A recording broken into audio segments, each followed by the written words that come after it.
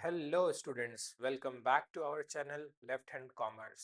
और जैसा कि हम लोग अपने मैराथन सीरीज को कंटिन्यू कर रहे थे और हमारा जो ऑनगोइंग टॉपिक था वो था इंडियन इकोनॉमी का चैप्टर 3। चैप्टर 3 को मेजरली यानी कह लो 85% कवरेज हमने ऑलरेडी रिवीजन में कर ली थी। लेकिन आज वापस से, जैसा कि आप लोग देख पा रहे हैं स्क्रीन पर, ये हमारी खुद की बनाई बुक है। इसके थ्रू आज हम लोग वापस से एक क्विक रिकॉलर ले लेते हैं इस चैप्टर का और लास्ट वाले पार्ट को खत्म फिर कर देते हैं। ठीक है, तो जैसा कि हम लोगों ने देखा था कि भाई चैप्टर 2 में कि 1990 तक ओल्ड इकोनॉमिक पॉलिसी एलक्यूपी की पॉलिसी चला रहे थे, जिसके वजह से हमारी इंडिया में जो कोशिश की गई थी उन कोशिशों में कई सारी कोशिश नाकाम रह गई थी। तो क्या क्या प्रॉब्लम थे ओल्ड इकोनॉमिक में, हमने देखा था कि उस वक्त पब्लिक सेक्टर अच्छे से परफॉर्म नहीं कर रही थी, बीओपी नेगेटिव में चल गया था, इन्फ्लेशन खूब था, फॉरेक्स का रिजर्व गिर चुका था, ह्यूज फॉरेन बर्डन में थे हमारी कंट्री। ठीक है, और इनएफिशिएंट मैनेजमेंट था, यानी प्रॉपर मैनेजमेंट नहीं हो रखा था। उसके बाद जब क्योंकि अब हमारा बीओपी भी माइनस में, फॉरेक्स भी गिरा हुआ और लोन के तले भी हैं, तो इन सब चीज़ों को सही करने के लिए हमें पैसे की ज़रूरत थी। तो मनमोहन सिंह की सरकार ने $7 बिलियन का उधार लेकर हमारी कंट्री को एलक्यूपी से एलपीजी पे शिफ्ट करने के टर्म्स एंड कंडीशन पर आईएमएफ और वर्ल्ड बैंक से पैसा उठाया और फिर हमारे इंडिया को एलपीजी से एलक्यूपी एलक्यूपी से एलपीजी की साइड लेकर गए। ठीक है, यानी न्यू इकोनॉमिक पॉलिसी को अडॉप्ट किया उन्होंने। ठीक है, तो टर्म्स कंडीशन यही थे, अगर शॉर्ट में बोलूँ, कि आपको एलपीजी लाना पड़ेगा, एलक्यूपी हटाना पड़ेगा। ठीक है, तो वो एग्री कर गई थी मनमोहन सिंह जी की सरकार। ठीक है, उसके बाद से तीन मेजर बड़े रिफॉर्म आए थे कि एलक्यूपी लाइसेंसिंग कोटा परमिट हट गया था, लिबरलाइजेशन, प्राइवेटाइजेशन, ग्लोबलाइजेशन ने उसको रिप्लेस कर दिया था। ठीक है, ओके, फिर जब एलपीजी आया तो एलपीजी के अंदर में शॉर्ट टर्म गोल्स और लॉन्ग टर्म गोल्स रखे गए। शॉर्ट टर्म गोल में सबसे मेन था बीओपी और फॉरेक्स को सही करना, इन्फ्लेशन को सही करना। और लॉन्ग टर्म गोल के अंदर में जो हम लोग बोल रहे थे कि मिस मैनेजमेंट था, इनएफिशिएंट मैनेजमेंट था, पब्लिक सेक्टर अच्छा परफॉर्म नहीं कर रही थी, तो उन चीज़ों को पेसअप करना, एफिशिएंसी बढ़ाना, इंफ्रास्ट्रक्चर की चीज़ों को चेंज करना, कॉम्पिटिटिवनेस लाना हमारे अंदर। ठीक है, ये सब। फिर अब हमने देखा था कि अलग अलग सेक्टर में लिबरलाइजेशन के अंडर में चेंजेस लाए गए थे, जैसे इंडस्ट्री के चेंजेस, फाइनेंस सेक्टर में, टैक्स में, फॉरेक्स में और ट्रेड इन्वेस्टमेंट की पॉलिसी। ये सब देखो, मैं अभी डिटेल नहीं करा रहा हूँ, इसके लिए आप प्रीवियस वीडियो को गो थ्रू करना। अभी मैं बस क्विक रिकॉलर समझा रहा हूँ। फिर जैसे लिबरलाइजेशन के अंदर आया, प्राइवेटाइजेशन के अंदर में मेनली डिसइन्वेस्टमेंट और ownership transfer and management transfer हुआ था, तो वो हमारे दो वेज से प्राइवेटाइज किया था। देन ग्लोबलाइज किया था। ग्लोबलाइजेशन के कुछ फायदे और नुकसान भी यहाँ पर किए गए हैं। ठीक है, आर्ग्यूमेंट्स फेवर और अगेंस्ट में थे, और ग्लोबलाइजेशन से क्या चेंज आया था इकोनॉमी में वो भी लिखा हुआ है। ठीक है, फिर लास्ट में हमने देखा था कि यहाँ पर न्यू इकोनॉमिक पॉलिसी यानी एलपीजी यानी इकोनॉमिक रिफॉर्म, किसी भी नाम से कह लो, उसके पॉजिटिव और नेगेटिव इम्पैक्ट, यानी कई लोग बोले अच्छा था, कई लोग बोले कि बुरा था, वो सारी चीज़ों को हम लोगों ने प्रीवियस वीडियो में हमारे कवर कर लिया था। ठीक है, अब आज की हमारी वीडियो की शुरुआत ही होगी, जैसा हमने डिसाइड किया था, आउटसोर्सिंग के टॉपिक से। तो सबसे पहले हम ये समझेंगे भाई कि आउटसोर्सिंग होता क्या है। Sourcing out one of your non core activity. ठीक है, यानी बिजनेस के जो मेन आपका काम है उससे कनेक्टेड जो वर्क होते हैं, वो सारी चीजों को हम किसी थर्ड पार्टी, किसी एक्सटर्नल के थ्रू हेल्प से परफॉर्म करते हैं, तो उसको कहते हैं आउटसोर्सिंग। इसका बेस्ट एग्जांपल समझना, जैसे मैं अपनी कोचिंग चलाता हूँ जो ऑफलाइन वाली, तो ऑफलाइन कोचिंग में दूर दूर से जो बच्चे आते हैं उनको लाने के लिए मुझे गाड़ियों की जरूरत होती है, और वो गाड़ियां मेरी नहीं है। वो गाड़ियों को हम क्या करते हैं, हायर पर लेते हैं। ठीक है, तो वो जो हमने ये बच्चों को लाने ले जाने का ट्रैवल का काम किया, हमने ट्रैवलिंग एज अ सेगमेंट को आउटसोर्स कर दिया। आप लोगों के जब रिजल्ट्स अच्छे अच्छे आते हैं तो हम लोग कई सारे पैम्पलेट्स, बैनर्स, होर्डिंग्स बनाते हैं, वो काम भी हमने आउटसोर्स करके रखा है। ठीक है, ये जो किताब है मैंने खुद से लिखी भले है, लेकिन इसके प्रिंटिंग को आउटसोर्स करके रखा है। तो जब मैं अपने non core activities, side line activities को किसी थर्ड पर्सन के हेल्प से कराता हूं, तो वो आउटसोर्सिंग कहलाता है। और इसी तरीके से ये क्या बोल रहा है कि एलपीजी के अंदर जब ग्लोबलाइजेशन हुआ तो उससे ना एक और चीज हुआ, और लिबरलाइज होने से एक और चीज हुआ, आउटसोर्सिंग का बिजनेस बहुत ज्यादा बढ़ा। आउटसोर्सिंग मेनली दो तरीके के, बीपीओ और केपीओ। बीपीओ यानी बिजनेस प्रोसेस आउटसोर्सिंग, और केपीओ यानी नॉलेज प्रोसेस आउटसोर्सिंग। कहने का मतलब है कि अगर हम अपने बिजनेस के कोई प्रोसेस को, काम को आउटसोर्स करते हैं तो वो बीपीओ में आएगा। लेकिन अगर हम कोई कंसल्टेंसी, कोई नॉलेज से जुड़ी बातें किसी थर्ड पर्सन से करते हैं तो वो केपीओ के अंदर आएगा। कई लोगों ने बोला कि आउटसोर्सिंग अच्छा है और बुरा भी है। ठीक है, हालांकि मैं हमेशा बोलता हूँ हमारे पक्ष विपक्ष है, तो हर जगह दोनों साइड का ओपिनियन होता है। तो देखो, कई लोग बोले arguments in favour bye MNC. MNC ने बोला आउटसोर्सिंग अच्छी है, लेकिन जो जहां की एमएनसी थी, डेवलप्ड कंट्रीज थी, वो बोले वो अच्छा नहीं है आउटसोर्सिंग। क्यों?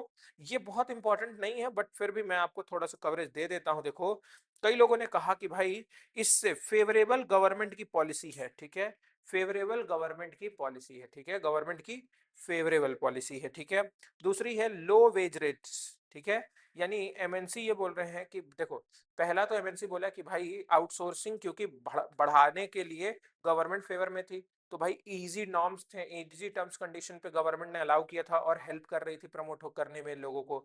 दूसरा, लो वेज रेट पे इनको लेबर मिल जाते थे, चीप लेबर मिल जाते थे इंडिया में अपने काम को सस्ते में कराने के लिए।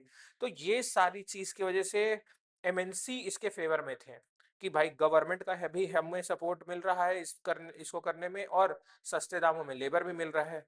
लेकिन डेवलप्ड कंट्रीज इसके अगेंस्ट में थे। जैसे कि ये क्या बोल रहा है, outsourcing leads to outflow of fund from developed country. मतलब जहां जो कंट्री अपने काम को आउटसोर्स कर रही है, वहां से पैसा किस कंट्री को जा रहा है? जिस कंट्री को आउटसोर्सिंग मिल रही है। और इंडिया आउटसोर्सिंग में almost one of the prominent मानी जाती है। जैसे जिसका बेस्ट एग्जांपल बोल रहा हूँ आप लोगों को, जो कॉल सेंटर्स का जॉब होता है ना बेटा, हमारे इंडिया में कॉल सेंटर्स बड़े पीक पे चलते हैं। क्यों? क्योंकि हम यूएस शिफ्ट में भी अपने लोगों को लगाए हैं, इंडिया के शिफ्ट में भी लगाए हैं। क्यों सब लोग यहीं पे लगाए हैं? क्योंकि यहाँ के लोग ही चीप में काम, सस्ते दामों में काम कर देते हैं और रगड़ के काम कर देते हैं। ठीक है, लेकिन बाहर अगर उतना ही रगड़ के काम करवाओगे ना किसी से, 8-8, 10-10, 12-12 घंटे, तो उसका डबल पैसा देना पड़ जाएगा ऑलमोस्ट। ठीक है, इसलिए सस्ते में यहाँ मिल रहे हैं लोग, तो एमएनसी को तो फायदा हो रहा है। लेकिन डेवलप्ड कंट्री बोल रही है कि भैया भले कितना भी सस्ता हो, हमारे कंट्री से तो पैसा लूज कर रहे हैं हम। अगर हमारे यहाँ वाले लोग से करते, थोड़ा कॉस्टली होता, लेकिन पैसा तो कंट्री के अंदर रहता। तो डेवलप्ड कंट्रीज इसके अगेंस्ट में होती हैं। ठीक है, दूसरी चीज यहाँ पर क्या बोल रहा है, एम्प्लॉयमेंट जनरेशन डेवलप्ड कंट्री का घटता है, यानी जॉब इनसिक्योरिटी आती है वहां। मतलब अगर वो काम आप बाहर के देश से करा रहे हो, तो अपने देश का एम्प्लॉयमेंट लेवल तो आप खा रहे हो ना, अपने देश में एम्प्लॉयमेंट नहीं लाने दे रहे हो। तो अपने देश की एम्प्लॉयमेंट को प्रोटेक्ट करने के लिए भी हमारा ये जरूरी है। इतना बात क्लियर हुआ आप लोगों को? ठीक है, ओके। तो कई लोगों ने बोला कि भाई ये डेवलप्ड एमएनसी इसके फेवर, मतलब एमएनसी इसके फेवर में रहेगी, आउटसोर्सिंग हम तो करेंगे। लेकिन डेवलप्ड कंट्री बोले कि नहीं भैया, नहीं करना चाहिए। अब जब ये आउटसोर्सिंग हुआ या ट्रेड हुआ, जब ग्लोबलाइज हुआ, जब परचेज और सेल होना मार्केट, इंटरनेशनल मार्केट में शुरू हुआ, तब क्या हुआ? तब इसको रेगुलेट करने के लिए हमने शुरुआत की गैट से, और फिर उसको रिप्लेस मारा डब्ल्यूटीओ से। अभी देखते हैं गैट का मतलब ये क्या बोल रहा है। जनरल एग्रीमेंट है ट्रेड और टैरिफ पे, यानी कहने का मतलब एक एग्रीमेंट है कंट्रीज के बीच। ठीक है, दो बातें इसमें खास लिखी है कि कौन सी कंट्री किस चीज का कितना वॉल्यूम में ट्रेड करेगी किससे, और उस पे क्या रेट ऑफ टैक्स लगेगा। ये रेट के बारे में है कि कौन सी कंट्री किससे ट्रेड करेगी, किसके साथ, और किस रेट ऑफ टैक्स पे करेगी। ठीक है, दो कंट्रीज के बीच जो टैक्स लगेगा वो रेट क्या होगा, ये गैट के अंदर दिया हुआ था। अब जैसा कि नाम ही बोल रहा है, ये एक बस एग्रीमेंट था, एक पेपर था। इसमें कुछ कमियां थी, बहुत ध्यान से समझना। पहले मैं प्रैक्टिकल कमियां आपको समझाता हूं। जब मान लो डिस्प्यूट हुआ या कोई डिस्कशन हुआ, तो एग्रीमेंट तो सबके पास एक एक कॉपी, मोदी जी के पास, पुतिन भैया के पास, डोनाल्ड भैया के पास, सबके पास एक एक, तो आपने एग्रीमेंट थमा दिया। डिस्प्यूट होगा या डिस्कशन होगा तो इंडिया में लोग आकर डिस्कस करें, या चाइना में जाए या रशिया में जाए या यूएस में जाए, ये किसी को पता ही नहीं चल रहा था। तो सबसे पहला इसका कोई ऑर्गेनाइजेशनल फिजिकल एस्टेब्लिशमेंट सेटअप नहीं था, ऑफिस एज सच। दूसरी चीज कि अब लड़ाई हो जाए तो इसमें डिस्प्यूट को सेटल करने का कोई मैकेनिज्म नहीं था कि भाई कौन इसका लीडर होगा, किसकी बात मानी जाएगी। डोनाल्ड भैया अलग बोल रहे हैं, ट्रंप भैया अलग बोल रहे हैं, ठीक है, सॉरी, डोनाल्ड भैया अलग बोल रहे हैं, पुतिन भैया अलग बोल रहे हैं, मोदी जी अलग बोल रहे हैं। तो किसकी बात मानी जाए? तो सेटल करने का कोई एक प्रॉपर सिस्टम नहीं बनाया गया था। ये कुछ कमी थी मेजरली गैट में, और इसको रिप्लेस करके आया डब्ल्यूटीओ, वर्ल्ड ट्रेड ऑर्गेनाइजेशन। नाम ही बोल रहा है कि वर्ल्ड में जो ट्रेड होगा उसको गवर्न करने की एक ऑर्गेनाइजेशन है ये। तो ये क्या हुआ, वो पहले एग्रीमेंट फॉर्म में था, ये एक तरीके से बस पेपर फॉर्म था। तो अब ये पेपर फॉर्म को हटाया, अब ये फिजिकल फॉर्म में आ गया, मतलब इस्टेब्लिशमेंट इसकी बना दी गई। फिर इसके अंदर में क्या बनाया गया, ग्रुप बनाया गया, एक group of organisation, member country बना, और इसके अंदर में प्रॉपर डिस्प्यूट का मैकेनिज्म बनाया कि वोटिंग होगी। मतलब यहाँ पर हर कंट्री के लोग जो मेंबर कंट्री के हैं सब ऐसे ऐसे बैठेंगे, सबके प्रेसिडेंट पीएम आकर बैठ गए, और मेजॉरिटी जो जीतेगा एक डिसीजन पर, वहां पे डिस्प्यूट का जो भी निर्णय होगा, जो मेजॉरिटी पाएगा वही माना जाएगा। क्लियर है? तो इस तरीके से इसको डिस्प्यूट सेटल करने का काम किया गया था, ठीक है। तो ये कुछ फायदे और नुकसान है हमारे गैट और डब्ल्यूटीओ में। तो आप प्लीज इसको देख लेना, एग्जाम में कई बार पूछा गया है, ठीक है। एक और टॉपिक इससे जुड़ा था, नॉट वेरी इंपॉर्टेंट, कि क्या इंडिया को डब्ल्यूटीओ का मेंबर बनना चाहिए? क्या इंडिया को डब्ल्यूटीओ का मेंबर बनना चाहिए? Should India be the member of WTO? तो भाई कई लोग कहते हैं कि हाँ, कई लोग बोलते हैं ना, लेकिन रियलिटी सुनो। ये क्या बोल रहा है, major volume of international trade occurs among the developed nation, यानी कि डब्ल्यूटीओ के अंदर में डेवलप्ड डेवलपिंग सारे नेशन जुड़े हैं। तो ज्यादातर जो ट्रेड होता है ना इंटरनेशनल लेवल पे, वो डेवलप्ड नेशंस के बीच बड़े वॉल्यूम में हो पाता है या होता है, ठीक है। फिर उसके बाद डेवलपिंग कंट्रीज को कई बार चीट किया जाता है, और उनको एक तरीके से फोर्सफुली कहा जाता है कि तुमको अपने इकोनॉमी को ओपन इकोनॉमी बनाना होगा, मतलब तुमको फुल्ली अलाउ करना होगा हमारे ट्रेड को, और इस वजह से डेवलप्ड नेशन को ज्यादा फायदा हो जाता है डेवलपिंग से। तो अब ये आपके ऊपर छोड़ दिया जाता है। कई लोग ऐसा बिलीव करते थे कि नहीं बनना चाहिए, हालांकि अगर डब्ल्यूटीओ नहीं बना होता बेटा, जो नहीं बने हैं उन कंट्रीज का भी आप स्थिति देखो। डब्ल्यूटीओ में देखो हर चीज का अपना प्लस और माइनस है, लेकिन अगर आप डब्ल्यूटीओ के लेवल से जा रहे हो, आपका ट्रेड को पूरी अच्छे मैकेनिज्म से रखा जा रहा है, कोई दिक्कत होती है तो सपोर्ट करने के लिए खड़ा है, तो भाई एक तरीके से ये होना जरूरी था मेरे हिसाब से, ठीक है। नेक्स्ट ये डब्ल्यूटीओ मेजर क्या काम करता है, तो अभी मैंने डब्ल्यूटीओ का काम बताया। सबसे पहला इंटरनेशनल ट्रेड में हेल्प करेगा। दूसरी बात, ये रूल बेस्ड ट्रेडिंग रिजीम बनाएगा, मतलब रूल्स रेगुलेशन बनाएगा। फिर ये बात बताएगा कि ये इससे क्या होगा, इंटरनेशनल लेवल पे ट्रेड और प्रोडक्शन एक्टिविटीज बढ़ती हैं। फुल यूटिलाइजेशन करेगा वर्ल्ड के रिसोर्स का, कंट्री वाइज नहीं, वर्ल्ड वाइज, ठीक है। और इन्वायरमेंट प्रोटेक्ट करके चलेगा। ये कुछ मेजर मेजर फंक्शन है, आप इसको देख लेना, ठीक है। इसको देखो मैं थोड़ा थ्योरेटिकली इसलिए बता रहा हूँ because this is not very important as such, ठीक है। डब्ल्यूटीओ गैट था तो उसको समझा दिया, ठीक है। नेक्स्ट है आपका, क्योंकि रिवीजन वीडियो बेटा सब कुछ बहुत डिटेल में नहीं जा सकते। नेक्स्ट है बाइलेटरल ट्रेड। दो कंट्री के बीच होता है तो बाइलेटरल, दो से ज्यादा कंट्री के बीच होता है ट्रेड तो मल्टीलेटरल ट्रेड। टैक्स के थ्रू अगर हम किसी कंट्री को अपने कंट्री में सामान बेचने से रोके तो उसको कहते हैं टैरिफ बैरियर। और अदर देन टैक्स, जिसको हम प्यार से पढ़े थे कोटा, तो अगर हम कोटा क्वांटिटी लिमिट लगाकर अगर रोकते हैं, अदर देन टैक्स का मेथड लगाते हैं किसी कंट्री को हमारे कंट्री में आने से रोकने से, ये आने से बेचने से, ठीक है, रोक लगाने के लिए, तो वो हो जाएगा कोटा का सिस्टम, ठीक है। तो विद दिस हमारा ये सब खत्म। दो रीसेंट के चेंजेस आपको समझा दे रहे हैं, एमसीक्यू के लिए ज्यादा अच्छे से पढ़ना, डिटेल थोड़ा मोड़ा ही यहाँ इंपॉर्टेंट है।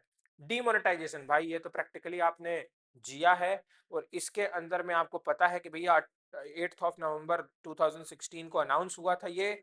और इसके अंदर में क्या किया गया था, डिमोनेटाइजेशन के अंदर में 500 और 1000 के नोट मार्केट से उड़ा दिए गए थे। कुछ दिन के बाद 2000 के नोट की एंट्री हुई, उसके बाद कुछ दिन के बाद 500 की एंट्री हुई, और फिर 2023-24 में जाकर, मतलब 23 के एंड में जाकर फिर से इसको उड़ा दिया गया, 2000 का भी नोट फिर से चला गया। तो जब कुछ नहीं होता है सरकार के पास तो ये सब काम कर लेना चाहिए, ठीक है, लगना चाहिए कि सरकार कुछ काम कर रही है। ठीक है, तो डीमोनेटाइजेशन के अंदर में वही काम किया गया है। ठीक है, तो डीमोनेटाइजेशन को मैं प्रैक्टिकली जब भी समझाता हूँ जहां पर जरूरत है, जैसे आपके बिजनेस के पार्ट में भी इसकी जरूरत है, तो वहां थोड़ा डिटेल चलते हैं हम पार्ट ये आपके चैप्टर 3 के साथ।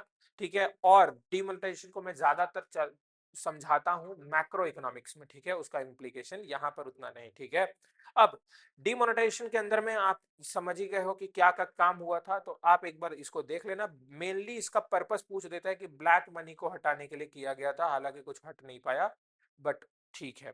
ओके, क्या फायदा हुआ था, देखो डिमोनेटाइजेशन का क्या इंपैक्ट हुआ था। देखो, इंटरेस्ट रेट और मनी रेट घटे, देखो कैश का ट्रांजैक्शन घटा था, बैंक डिपॉजिट बढ़े थे और फाइनेंशियल सेविंग बढ़ी थी लोगों का।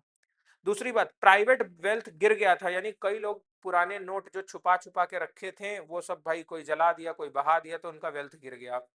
पब्लिक सेक्टर के वेल्थ पे ज्यादातर फर्क पड़ा नहीं था, क्योंकि सबसे ज्यादा काला धन वही है, उसी को नहीं फर्क पड़ा तो किसको फर्क पड़ना चाहिए।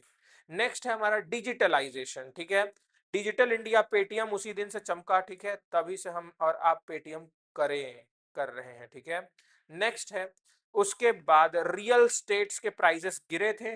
रियल स्टेट के प्राइस गिरने का सिंपल है बेटा, अगर दुनिया में बोला जाए कि सबसे ज्यादा काला धन कहाँ है, तो दो ही एरिया है, एक रियल स्टेट्स और एक पॉलिटिक्स। रियल स्टेट्स और पॉलिटिक्स जितना काला धन ना किसी कंट्री में किसी बिजनेस में नहीं मिलेगा। रियल स्टेट में भर भर के ब्लैक एंड व्हाइट में पैसा लिया दिया जाता है, सबको पता है, लेकिन अब कोई कुछ बोलता नहीं है क्योंकि सभी तो कर ही रहे हैं। ठीक है, तो कौन किसको बोलेगा। तो यही बोल रहा है कि प्राइस डिक्लाइन इसलिए हुए क्योंकि उस वक्त काला धन जो ब्लैक और व्हाइट रेशियो में पेमेंट हो सकती थी वो कोई कर ही नहीं पा रहा था, धन ही नहीं था किसी के पास, मोदी जी ने कैसे उड़ा दिया था। तो यही चीजें बोल रहा है, उस वजह से रियल स्टेट्स के प्राइस गिरे थे। ठीक है, कि लोग खरीद ही नहीं रहे थे, पैसे ही नहीं मान लो। ठीक है, टैक्स का कलेक्शन बढ़ा था। ठीक है, टैक्स कलेक्शन बढ़ा था इनकम टैक्स का, तो ये कुछ इंपैक्ट थे डिमोनेटाइजेशन के। अब आते हैं जीएसटी के ऊपर और फिर इसके साथ चैप्टर को करते हैं द एंड। ठीक है, ये थोड़ा थियोरेटिकल वीडियो इसीलिए रह गया क्योंकि मैंने आपको बता के रखा है ये नॉट सो इंपॉर्टेंट टॉपिक्स है। ठीक है, नेक्स्ट है 1 जुलाई 2017 को हम लोगों ने फिर से एक खतरनाक चीज अनाउंस, मोदी जी आते हैं अचानक से कर जाते हैं। ठीक है, बाकी तो झेलते ही हैं लोग, तो वही चीज के लिए हमने देखा है यहाँ 1 जुलाई को उन्होंने जीएसटी लाया, बोला वन नेशन वन टैक्स। अभी मुझे ये नहीं समझ में आ रहा है कि कस्टम अलग और लिकर वगैरह पे स्टेट एक्साइज अलग, लेकिन ये वन टैक्स है तो कोई बात नहीं, अब कहा जा रहा है तो मान लो। ठीक है, आगे चलते हैं, की फीचर्स ऑफ जीएसटी। ठीक है, की फीचर ऑफ जीएसटी क्या बोल रहा है। सबसे पहला, जीएसटी किसके ऊपर लगेगा, मतलब इसका एरिया क्या रहेगा, होल कंट्री, पूरे इंडिया के कोने कोने तक लगेगा। किन चीजों पर लगेगा, सप्लाई ऑफ गुड्स और सर्विस पे लगेगा, गुड्स और सर्विस के ऊपर लगेगा। ठीक है, कंजम्पशन बेस्ड, मतलब जहां पर डेस्टिनेशन बेस्ड कहता हूं कि जहां पर जाके सप्लाई एंड होगा, मतलब एमपी से सामान यूपी में बिका तो भाई टैक्स कौन सी सरकार को, एमपी सरकार लेगी या यूपी सरकार, तो याद रखना डेस्टिनेशन बेस्ड है, यानी यूपी सरकार, क्योंकि वहां जाके खत्म हुआ। ठीक है, जहां पे डेस्टिनेशन है उसका वो सरकार को पैसा मिलेगा, जहां से बिका है नहीं, जहां को बिका है। नेक्स्ट है उसके बाद जीएसटी ऑन इंपोर्ट। ठीक है, जीएसटी ऑन इंपोर्ट, तो यही बात बोल रहा है कि ये ये जीएसटी ऑन इंपोर्ट, इंपोर्ट के ऊपर भी जीएसटी लगेगा। ठीक है, इंटर स्टेट उसको मान के, इसमें कई सारे रेट बनाए, 5, 12, 18, 28। देखो बेटा इसके ना रिसेंट में चेंजेस भी आ गए हैं। ठीक है, इसके स्लैब चेंज हुए हैं, उसको अभी कवर मैंने नहीं किया यहाँ पर। फिर है उसके बाद ये पेमेंट ऑफ जीएसटी। ठीक है, आप कैसे कर सकते हो, तो इसकी पेमेंट बेटा यूजुअली नेट बैंकिंग के थ्रू होगा, मतलब जितने भी वेरीफाइड बैंकिंग चैनल्स हैं, मोड्स हैं, उनके थ्रू आप इसका पेमेंट कर सकते हो। ठीक है, क्लास 11th की अकाउंटिंग की जर्नल एंट्री में भी हम सिखाते हैं इसको, अभी रहने देते हैं, जितना जरूरी है उतना करते हैं। नेक्स्ट है क्या फायदा हुआ जीएसटी से। जीएसटी से देखो, एक तो बोल रहा है लोगों का टैक्स बर्डन बढ़ा। टैक्स बर्डन कैसे, सॉरी, टैक्स बर्डन घटा, लोगों का टैक्स कैसे घटा, बर्डन कैसे घटा, तो सिंपली ये समझो, पहले ना क्या होता था, हमारा एक्साइज लगता था, वैट लगता था, सीएसटी लगता था, सर्विस टैक्स लगता था, तो कई बार ना एक ही ट्रांजेक्शन के लिए हमें डबल ट्रिपल टाइम टैक्स देना पड़ जाता था। और गुड्स और सर्विस के केस में तो होता था कि भैया हम एक दूसरे में इंटर सेट ऑफ नहीं कर पाते थे, क्रेडिट नहीं ले पाते थे, तो हमारे को टैक्स बर्डन ज्यादा लगता था उस चीज का। ठीक है, इसका प्रैक्टिकली आपको बहुत ज्यादा कैलकुलेशन नहीं बोल सकते, कैस्केडिंग इफेक्ट बोलते हैं इसको। ठीक है, बट अभी छोड़ते हैं उसके। फिर इससे और क्या हुआ था, इसमें कोई हिडन टैक्स नहीं था, सीधा-सीधा फंडा है, अमाउंट पर रेट लगाओ और देते जाओ, ठीक है? हार्मोनाइज्ड हुआ था, यानी पूरा इंटरनेशनल मार्केट में या मतलब हमारा जो पूरा कंट्री लेवल पर जितना मार्केट है, हर एक गुड्स को हमने एक एचएसएन कोड दे दिया था यहाँ पर। क्या दे दिया था?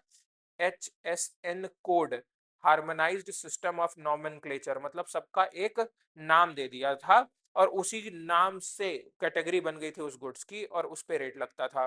फिर उसके बाद क्या बोल रहा है? डिस्पोजेबल इनकम लोगों की बढ़ी, मतलब लोगों के पास अब पैसा थोड़ा ज्यादा बचा और वो खर्चा करने के लिए उनके पास अवेलेबल रहा। फिर कस्टमर को ज्यादा वैरायटी मिली या चॉइस मिली इससे। फिर इकोनॉमिक ट्रांजैक्शन एक्टिविटीज बढ़ी, एम्प्लॉयमेंट की अपॉर्चुनिटी बढ़ी। हालांकि इतना कुछ अच्छा नहीं हुआ था, बट अगर बुक में लिखा है तो आपको कुछ चीजें मान लेनी चाहिए, ठीक है? वैसे भी पढ़ तो थ्योरी रहे हो, प्रैक्टिकली उतना ज्यादा होंगी भी नहीं पॉसिबल ये, ठीक है? अच्छा, तो ये सारी चीजें हमने अच्छे से खत्म कर ली, एक एक चीज हो गया, ठीक है? एक एक चीज समझ में आया आप लोगों को? तो ये हो गया हमारा डीमोनेटाइजेशन एज अ होल पूरा खत्म, ठीक है? तो यहाँ पर हमारा चैप्टर 3 का एक एक चीज मैंने आपको कवर कर दिया है, ठीक है? थोड़ा सा ये वीडियो आपको बोरिंग लग सकता है बेटा, देखो हर एक वीडियो को इंटरेस्टिंग बनाने के लिए हमारी जो मेन बैच होती है ना बेटा, उसमें हम जरूर कराते हैं। अभी मैं इतना डिटेल जा ही नहीं सकता कि आपको इनके प्रैक्टिकल कैसे इम्पैक्ट होता है, क्या प्लस हुआ क्या माइनस हुआ वो समझाऊं। हालांकि जो जो इंपॉर्टेंट होता है उस पर मैं प्रैक्टिकल कनेक्शन आपको दे देता हूं, ठीक है? तो चलो मिलते हैं नेक्स्ट वीडियो में, आज के लिए इतना ही, ठीक है? चलो ठीक है, टाटा।